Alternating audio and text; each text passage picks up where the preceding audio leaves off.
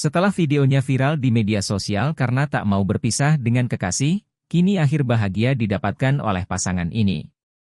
Saat itu kisah cinta Bojes dan Lia menyebabkan tertundanya keberangkatan kapal di pelabuhan di Kabupaten Majene, Sulawesi Barat dan videonya viral. Kisah cinta mereka mendapatkan tempat di hati banyak orang.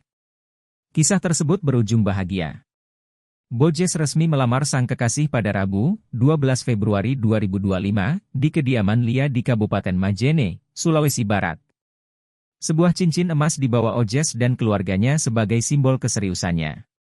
Kedatangan Bojes dan keluarga Bojes disambut hangat oleh Lia dan keluarganya.